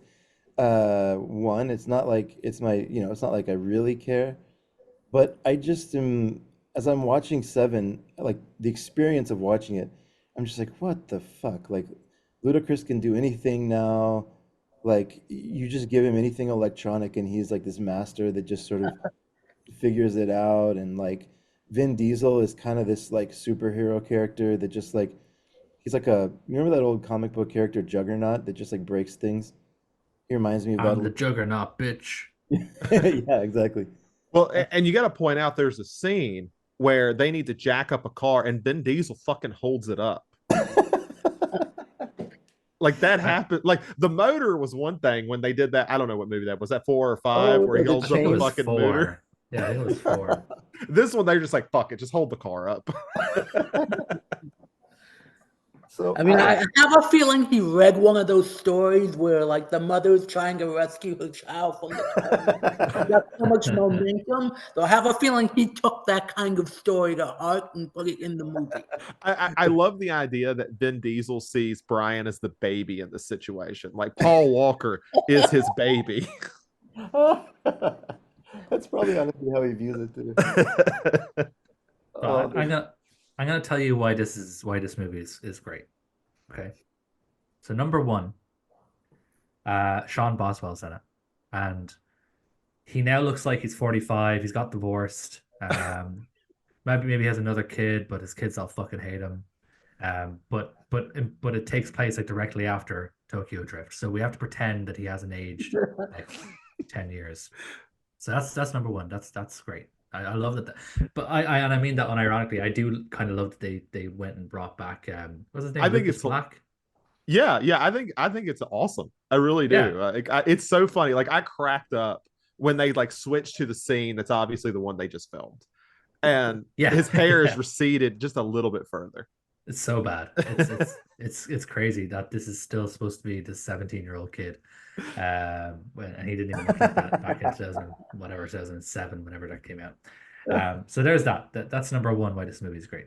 Number two, they drop cars out of planes. Yeah. That's the point. Yeah, they dropped cars out of planes. That's fucking awesome. And they actually did that, by the way. They actually dropped cars out of planes. That's not CGI. God, I love That Juan. actually happened. Obviously, the Juan's actors we're weren't doing in this for them. fucking real. Yeah, the actors weren't in them. Obviously, that was filmed, on a green screen, with their reactions instead of, in the car. But they actually dropped they dropped the cars out of planes. They fucked up a ton of cars doing it, but they I was did it. gonna ask, did they land them too? No, don't worry about that. Okay. I was reading about the production. The landing was filmed separately, where they just just dumped them off at like 20 feet in the air or whatever. Okay. So obviously it was filmed separately, but they dropped cars out of planes, and I gotta respect that. Number three, they drove a car between buildings in Dubai. Again, that's the point. That's I have nothing sort of further to elaborate. That was the And point where that was the point where I was like, all right, fine, I like this movie. yes, Because good, thank you. yeah, And because it number was just like, all four, right, fine. Oh, sorry, go ahead. sorry, final point. Kurt Russell plays a random dude called Mr. Nobody. And How is it to me, fucking since we're cool on is Mr. that? Nobody, he is basically playing like Lee Van Cleef and Bruce Campbell's characters in the Escape movies. Like he's like, here, I'm going to be the bureaucratic asshole that gives you the job for you to do this. Have fun. That's interesting. I kind of saw him more as kind of like a Nick Fury. Okay. Which yeah, probably at that time that makes more sense. But it's Kurt Yeah. Russell, so automatically gonna go to Escape. That's completely understandable. Yeah, Is this the film one where is Scott so Eastwood? good. Does Scott Eastwood cut him in this one or the next one? It's the next one, right? No, the next one, unfortunately. It's Eastwood, Scott okay. Eastwood is terrible. He is an awful actor. I wish my dad was famous. James Lundy, everybody. Jesus, because oh my God, Scott Eastwood's awful. I don't actually think he has a sidekick in this film. I'm just trying to remember. I'm going through the I'm going through the cast, but I don't know. I don't think Mr. Nobody has a sidekick in this film. And I'm going to add on to a 0.5 because I agree with all yours. Jason Statham basically plays like an agent of chaos or the whole thing. Like, I don't even know if you can call him the main villain. He's just there to fuck shit up randomly. Like that scene where he comes in when they're stealing the car. I was like, this is just the scene from The Dark Knight where the Joker comes in, like to the party. That's exactly what this fucking That's scene is, exactly and it. it's awesome. Like he's just playing this like chaotic character, and I'm like, you know what? I'm all for it. Like this is probably like one of my favorite Jason Statham roles, even though he plays the same role in everything. This one just works the best. I, He I, is I good in want this. I want to hear how The Rock does in this movie from Chris in just a second, but there's one point I want to call out. Like, I remember thinking, like, come on, y'all, because they put Paul Walker against Tony Jaa. Like, that's insane. They put Ronda Rousey against Michelle Rodriguez. That's insane. And Jason Statham versus Vin Diesel. Like, the people, the Jason people, Statham could beat Vin Diesel. I yes, fully believe that. Oh yes. yeah, he definitely could. There's no contest. Like Jason Statham is like a. Anyways, eh, Ronda Rousey would eat Michelle Rodriguez for breakfast. Like that's insane. She's such a skilled fighter. And Tony Jaa, like y'all know who that is, right? Yeah, yeah. Yeah. Like he's such an amazing fighter. Like Paul Walker wouldn't last 30 seconds with him. So at this point, I was just like, all right, fine. I'll just give in and like watch some fun action because See, that's just. Chris, or Topher, this is the problem. You're not accounting for the power of family.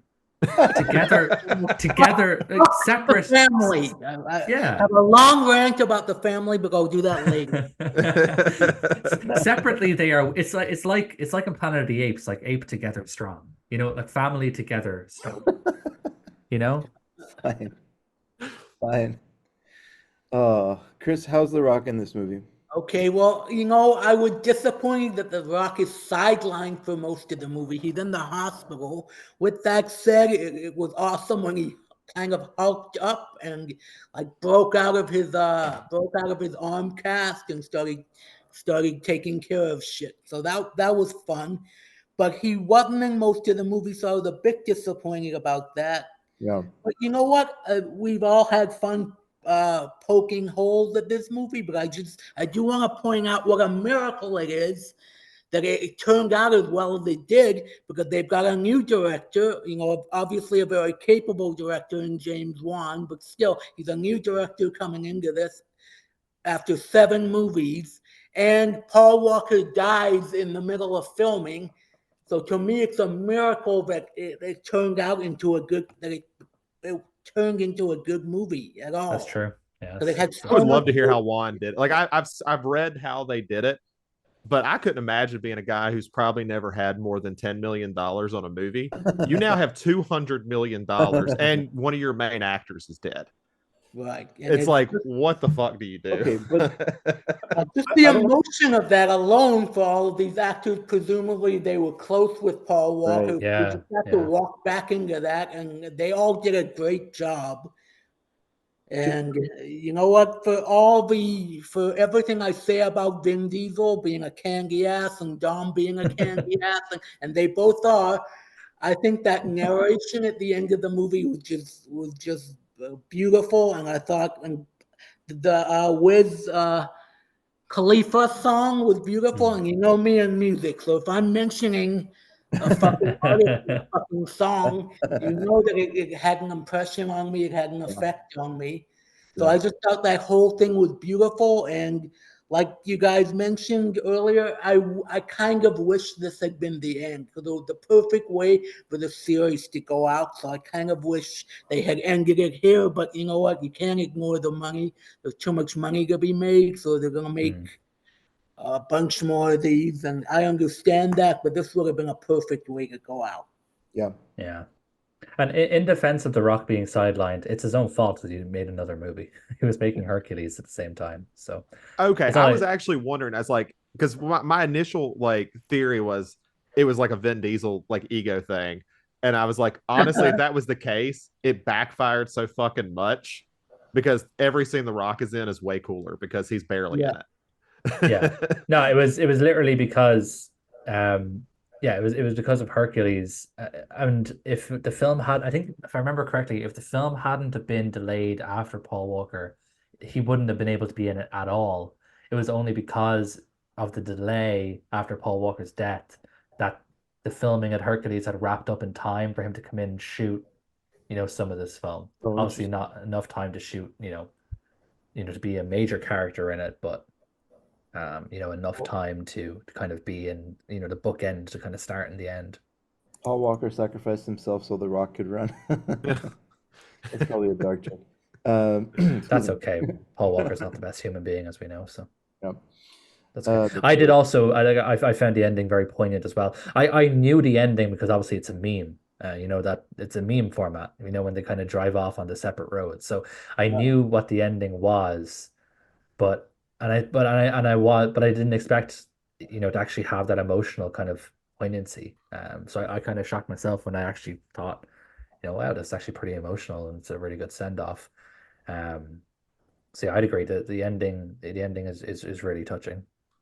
and I don't want to take anything away from Juan because this movie has a different tone and it definitely feels like his. But the production team and the writing team was the same. So he did have a good support system around him, right? It's not like, Yeah, I think that kind of shows like the power of a director because yeah, we do have the same like writers for the characters, but I feel like they're more fun. Like I think every side character is like put up to 11 in this movie yeah, for what they do. yeah. And I feel like yeah, I think that's where the director really comes in. Is like, okay, this is what's working for this series. And I 'Cause suppose maybe it was a necessity though, because obviously somebody had to take a bit of the pressure off so that, because obviously they had to reduce the amount of scenes that Paul Walker is in. And I kind of said it towards the end, Paul Walker's or Brian becomes obviously a bit more of a subdued character. He's kind of off just doing a small thing, in the background. He's not really as involved with the last action sequence as say Vin Diesel and The Rock are. Um, and so because of that, obviously they had to kind of highlight the supporting cast a little bit more than they had in previous outings. yeah. So I guess again, I don't want to say they benefited from it because it sounds distasteful, but in a way, those side characters kind of benefited from being able to step up, and they all do step up, and they all play their roles fantastically. As I said, I love those side characters. I guess the Just way to put it is they made the best out of a really bad situation. yes, Yeah, Like, that's yeah. that is the absolutely. tasteful way to put it. Yes. Yeah, because Well, when you talk about miracle movies, like Chris, you talked about it. It really is a miracle. Like when you know more about the behind this, because I mean, there's some scenes you're like, yeah, that's Paul Walker is not there, or Paul, that is CGI. But I mean, as much as he's in the movie, which is still significant, it I mean, he's in the works. movie more than The Rock. So Yeah. yeah, yeah, yeah. I think like the the scene, speaking of The Rock, the final scene where he has an entire army strapped to his shoulder is my favorite part of him in the series. I that like that's a sweet piece of cinema. Like I'll give him that. I don't even know what kind of gun that is, but that's straight out of a video game. Oh, like his minigun when he picks up the minigun off the helicopter. Yeah. Is that what Yeah. it's called? A minigun? Yeah, it's a minigun. Yeah. That's hilarious. What a great name. It's the Um, same thing Arnold uses in T2. oh, okay, that's true. But that was good movie making. Now it's time to should we talk about a piece of shit? We can't because we have to talk about Fate of the Furious, which is pretty cool. Yes, thank you, Zach. I thought I was gonna be the bad guy. Yes. Oh, I feel so vindicated. Oh man, I feel so I thought I was gonna have to be the bad guy here. This is gonna be fun. Yeah, let me pull up the letterbox here for the Fate of the Furious. Actually, let me see if this I has guess a before we get started, does Japanese name. anyone have any last comments on Furious 7? No, no. Cool. I guess Topher doesn't either. Oh no, no. He's so mad that everyone else likes Fate of the Furious. He's just gonna Tober's just gonna seethe for the next 20 minutes. He's an incel. Unfortunately, the Fate of the Furious does not have a fun Japanese name, so that's disappointing. Um, But the letterbox reads as follows: When a mysterious woman seduces Dom into the world of crime and a betrayal of those closest to him, the crew face trials that will test them as never before. What? Face trials that will test them as never. Somebody really needs to stop getting 10-year-olds to submit this shit to letterbox. Holy shit. Uh, anyway, the Fate of the Furious. Okay, I'll I'll start off. I'm not gonna pretend that this is a good movie, okay? But but this movie is so fun, and I just gotta give it chops for that. It's very, very fun. This film is fucking wild. Some of the shit that they do in this movie is insane. Like this is almost like if we thought they jumped the gun in six or jumped the shark in six, they jumped the fucking whale in this one. Um, they go fucking balls to the wall. But I do think there is some genuinely good stuff in here that we can touch on. Um, but yeah, I'll just start off with just putting it out there that I'm not saying this is like peak cinema or anything, but like if you didn't have fun watching it, I'm sorry. Like I feel bad for you. And the only thing I'm going to note on like my part of this is, I know F. Gary Gray. I've watched plenty of his movies. He's got like a super fun style in this. Like I feel like he's the first one that really like went with the slow mo, and it looks really good. Like I think I think he had a very unique directing style coming in, and I think it actually made it a lot more fun. Chris, what do you think before I say anything? To me, I thought I thought this was the funniest movie in the series so far, and I thought it was a much needed palate cleanser after Furious 7, because Furious 7, as we all talked about, was very emotional. So this is just a lot of fun, and also, The Rock really gets to cook here. He's basically the star of the movie, which I loved, while Vin Diesel was off candy assing with Charlize Theron. I mean, Yes. this is basically The Rock's movie. So to me, I mean, I really like that. It makes sense because in this one, I guess Dom is by proxy the villain. So yeah, Yeah, I he should is have kind of the known this was like antagonist, yeah. number one for Chris. Look, critics agree with me. This movie is dog shit. It's not on They Shoot Pictures at all. That's a tragedy. It needs to be. There's some shit on They Shoot Pictures. Well, that is true. But I just don't buy in I just couldn't get there on anything. Like the whole God Eye of God or whatever it's called, God. God's Eye. That's been in the series for a while now, No, though. no, no, for sure. But Yeah, they like Yeah. they definitely have, really yeah. leaned into that here, right? That became like the Infinity Stones, right? Hmm. Um, I don't care. I don't care about Charlize Theron's character. I think her character is written dumb. I don't. That's crazy. I think she's the best villain. Uh, I think she is the best villain the series has had so far. I just want to make a note though. We did not actually talk about the real villain in Furious 7. Who the fuck is that? Uh the I can't say his name. I jokingly Salman call him Dijon Salman Mustard. Hansu. Yeah, Oh, that Jamon guy. Hansu. Yeah. Yeah, that dude's actually the villain in Furious 7. So that tells you that at least Charlize was mentioned. So she's obviously better. Yeah, they did do him dirty because he's a good villain, but they didn't write his character well. Well, Like, Statham was chewing the scene, so yeah, I don't blame exactly. him. I hated I'll tell you the most egregious thing for me that I just can't.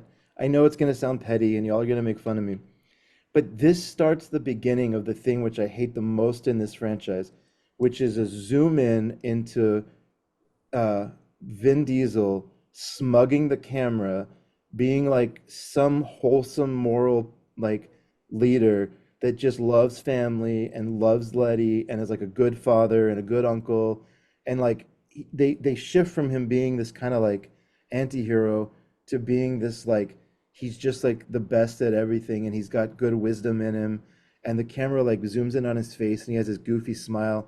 I hate every time he smiles.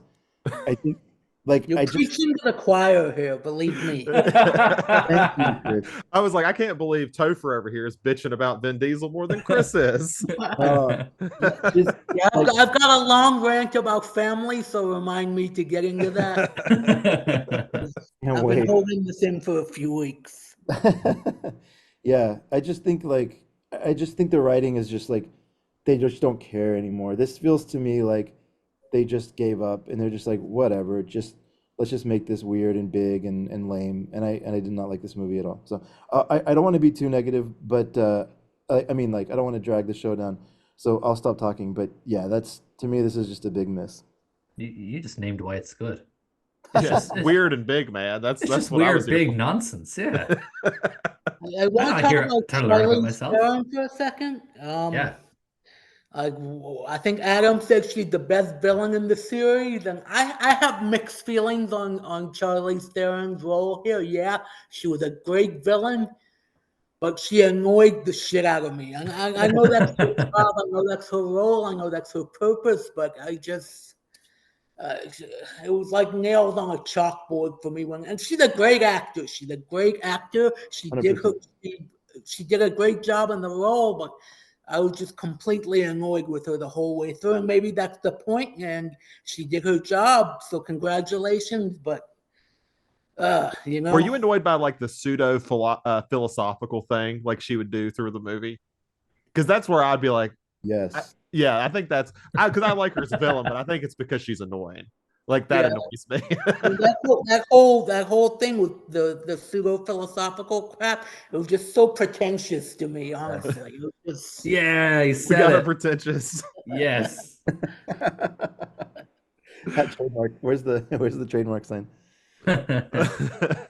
Yeah, I um, fully support that I take, I Chris. do want to note. We'll go from the beginning here. The first race that it's in Cuba, right?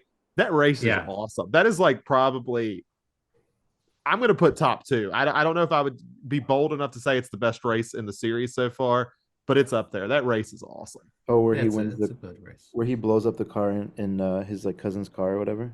Yeah. Yeah, yeah. That whole thing is cool. Where they drive a Cuban mile. None of this quarter of a mile Cuban. shit. You just reminded me when you were asking how he does. Like I'm driving a Cuban mile at a time. I missed my opportunity, and now I'm sad. Oh, fuck that whole scene. He's just so like he's trying to be this like uncle that I don't know. I just oh god, he's written so he's a bad. candy ass. He's a Thank you. candy ass. Thank you. I do think it's interesting because we've been talking about the Mary Sue thing. That I do think back to the first one where Dom is just considered a really good driver and Right. all this, and it's fun how it's like it's moved to being he is the greatest driver that has ever existed. Exactly. No one's even close to his level at this Exactly. point. It feels like an ego trip. Well, that's what I'm wondering about. We've been talking about this, how it, like, Vin Diesel's wanting his character to be a certain way and portrayed a certain way or whatever. But like, Vin Diesel's not credited as a writer here. So do we think like just Chris Morgan is just like in love with Vin Diesel? Like, what's the dynamic here? Yeah. Is Chris Morgan just in love with him? Does Vin Diesel show up at his house and just beat the shit out of him if he doesn't like what's written? Like, Do you think like he's just like Vin Diesel got like real mad at him because Tokyo Drift was so good? He's like, people well, are not going to want me back in the series if you make good movies. like, I'm being kind of serious. I just want to know, like, I want to know your angle on this, because you guys have been talking about how, oh, Vin Diesel this, Vin Diesel doing that, Vin Diesel doesn't want this, but like, he's not credited as a writer, you know. So I think it's the behind the scenes that has really like dragged a lot of that out, and a lot of it is probably like assumptions okay, on a part, but it has like apparently it's however much stock you want to put into it. Apparently, it's at least through like seven, maybe eight up. It's been kind of weird on set from the sound of it. okay. I know nothing about the on-set stuff. I know that there was on-set, but I know I have no context for it, so I don't know anything about what happened behind I the mean, I'm scenes, mostly really. just using my eyes.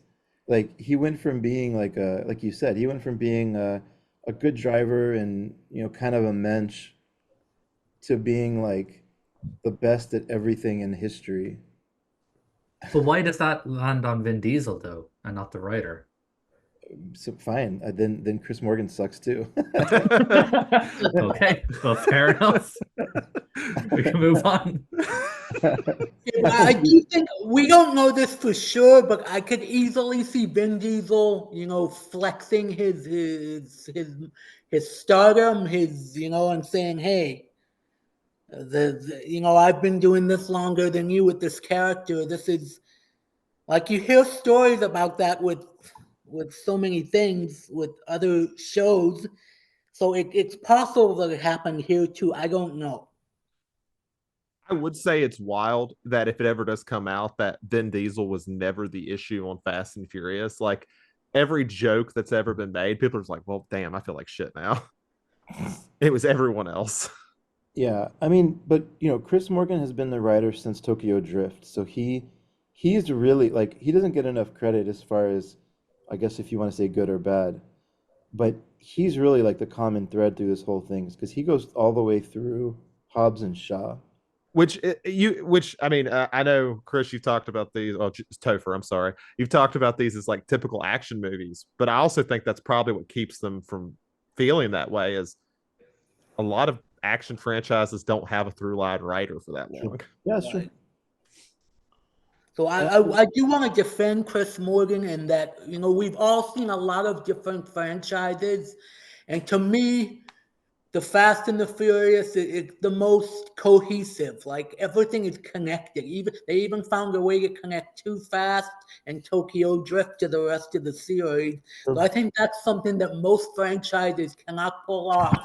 This pulled it off better than anything else I've ever seen. So I've got to give the writer credit for that. Yeah, I think there's like actual dedication. Oh, sorry, Adam, you go ahead. No, I was going to say like the only franchise that kind of comes close to it in terms of action would be like the Mission Impossible movies, but there's a pretty defined split in those between the old ones and the new ones.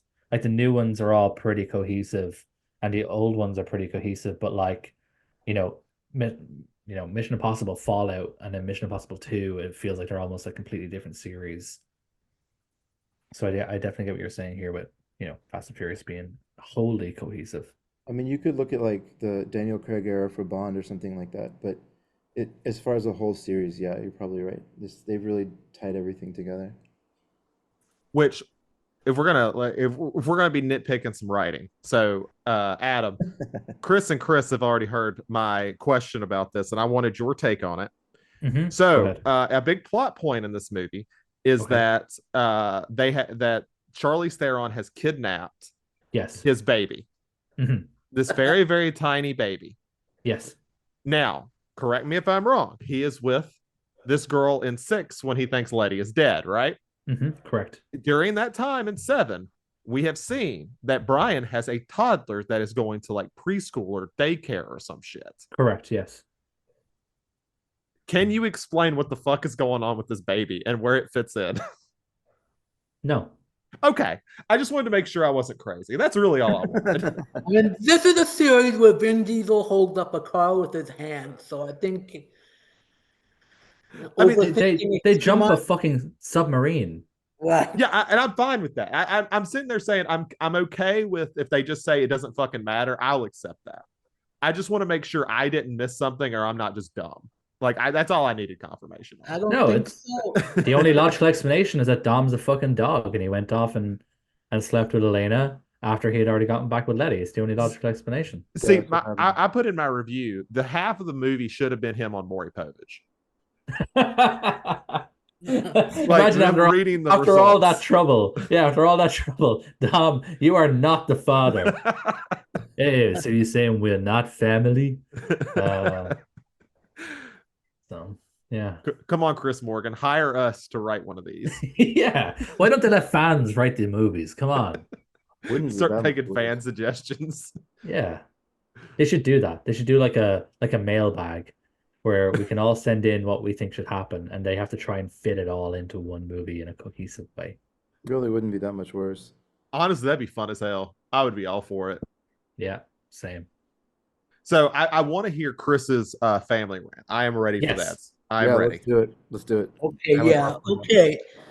So if this were any other fucking movie, And some guy kept talking about family, but he's having everyone in his so-called family do illegal activities, commit crimes, put their life in danger. Would you call that a fucking family? No, you would call it a cult. And that's what it Not is. It's just a me. fucking cult.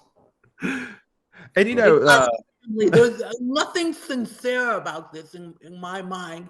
To me, Vin Diesel and Dom just come across as so insincere and not genuine at all. And what really drives me crazy is that everyone buys into this bullshit family, including The Rock and Jason Statham, who, by all accounts, their characters should otherwise know better. But they've all bought into this fucking cult. I mean, it just drives me up a wall. and you know, it's kind of funny because I don't know, I guess they kind of do go into like his what's the word? His complex feelings that he's doing this for like his son, which, you know, questionable. We need Maury. And like he's like, everyone else can, you know, if they die, that's their own fault for trying to stop me. I just won't directly kill them or explain to them what's going on in any way.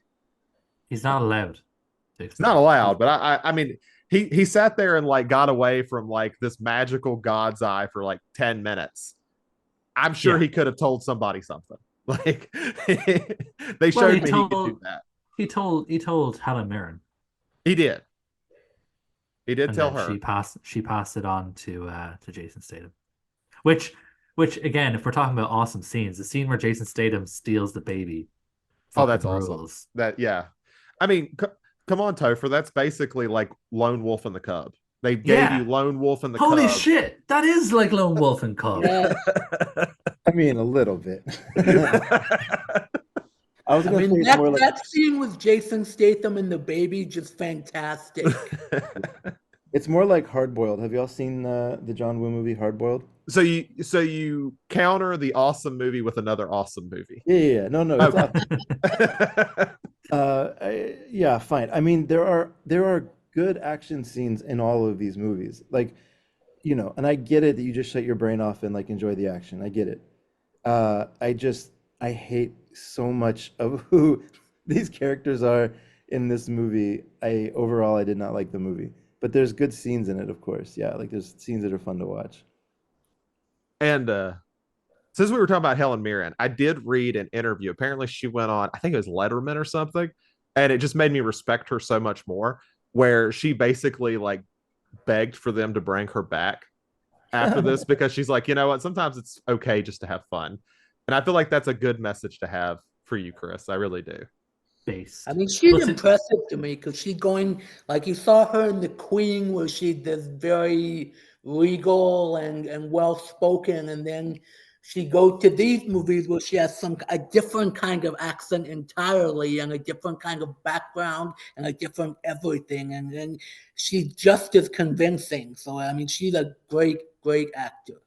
Yeah, I mean, let's not discount the fact that Helen Mirren, like, she's one of the filthiest British actors of all time. Like, I she's was been gonna in, say, yeah, she's been yeah, in her fair share of smut.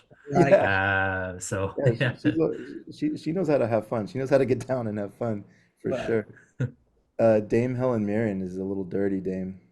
Yeah. She's fun in this though. I mean, look, is a movie fun in parts? Sure, of course. But Yeah, you stop there. You don't need to continue. y'all always say that I like it. If this is directed by a trauma director, I would like it You more. would. Here- If here's James the- Gunn made this movie, you would be sucking its dick. Of course, especially if it was Hans. But here's the thing.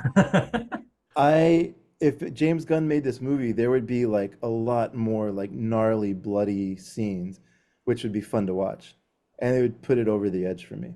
The problem I have with these is they're PG-13. These need to be like hard R, like let's get nasty kind of movies. Then I'm in. But it's like the See, safe. I don't think the series actually needs it. Like I like, you know, all that kind of stuff too, but I don't know what benefit it gets that it can't do already.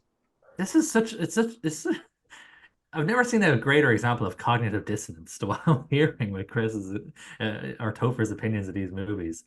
Like it's like you'll come on here and be like, "Oh, I watched this like fucking piece of shit movie from Vinegar Syndrome, and it was awesome. It was so great."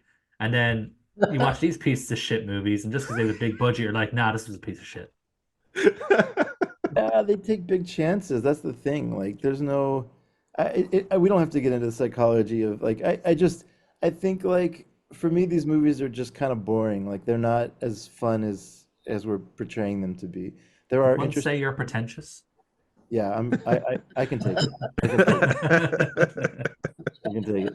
Me and my trauma films, my SOV films, just wallowing in pretension.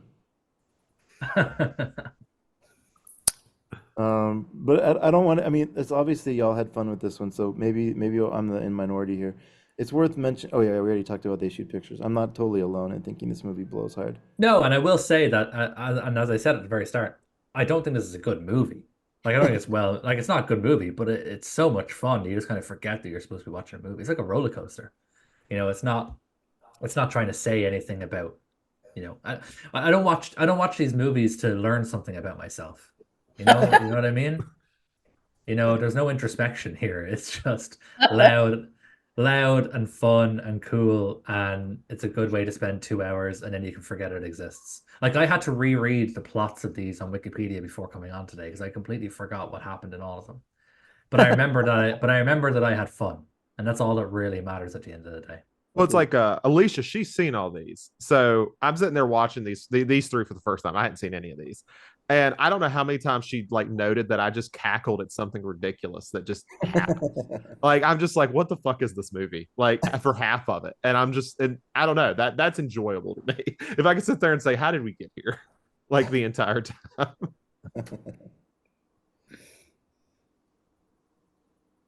Alrighty. Any more thoughts on these three films that we watched? I just want to say something. I know you haven't watched it yet, so I won't say too much. But Sure. Hobbs and Shaw, I think, just to give you a preview of what to expect if you haven't seen it, it's basically The Rock being The Rock and it's Jason Statham doing his thing. So it depends on how much you like their personas. But I do have one question I want to ask you guys. It dawned on me that they could have easily done a spin-off with Tyrese Ludacris and that I can't remember the character's name, but that girl hacker that they're both in love with. Oh I yeah, think that Ramsey. would have been an Right? awesome spin-off. I understand why they didn't because Mm, The Rock and Jason Statham are obviously perceived as bigger stars, but I think uh, yeah. if they had done this with Tyrese, Ludacris, and the girl, I think it would have been really cool. It would Yeah, I be kind of agree. cool for them to go to like different spinoffs and maybe, I mean, they all got to remain action movies, but maybe like Right, different types of action movies. right. I would watch the Ramsey love triangle if they made it like Itu Mama Tambien. For fuck's sake. I don't think that's going to happen. I'm afraid to say. I'm really, really sorry to say that. Yeah, so next time out, then we are going to be talking about Hobbs and Shaw, as well as F9 and Fast 10 or Fast X, whatever way Fasten your you want to seatbelts. say it. Wild Actually, Speed. yeah. Let me check if there's a Japanese. No, not on Fast 9. Let me check Fast 10. No, that's so disappointing. Yeah. Yeah, and let's just note that Fast 9 is just called F9 and it pisses me It off. is. I It don't is know just why. called F9. It just pisses me off. No, Well, there's no it's common taxonomy. it's actually F9, The Fast Saga. That's actually it's officially subtitled The Fast Saga. And So let's see, we're gonna get David Leitch, that's how you say his name, I think. The guy who helped make John Wick. And then we're gonna be getting Justin Lin back, and then some dude who made, I think, I don't know, did he make Alien Resurrection or some shit? I can't remember who? what he did. Louis Leterrier. Yeah, whatever the fuck his name is. He made the Hulk. Ah, The that Incredible one. Hulk. Okay. I knew he made some piece of shit. I just couldn't remember what it was. Yeah, he made Clash of the Titans and Now You See Me. So yeah, lots of just shit movies. But Wonderful. he was doing good things in France before he came over to Hollywood and shit the bed, right? He's What? like Louis Leterrier, Did he? wasn't he I'm the looking guy? at his movies. I don't see, did he even make anything French? Wasn't he I the don't guy see that did the anything French. taxi movies? Who was the one that did the taxi? No. That's Oh, okay. Luc Besson, isn't it? Oh shit, Yeah, yeah, it's Luc Luc Besson. Besson. That's right. That's right. Yeah, this guy did like Now You See Me, The Hulk, Fast X, Clash of the Titans, Grimsby, Transporter 2, some movie called Unleashed, Fast X Part 2, Takedown. That's Wait, his whole what? filmography. There's a part 2 to Fast 10. Yeah, there were supposed to be 3 parts to Fast Oh, 10. what the fuck? So we're gonna be ending this podcast on it. Why didn't nobody tell me before I agreed to this?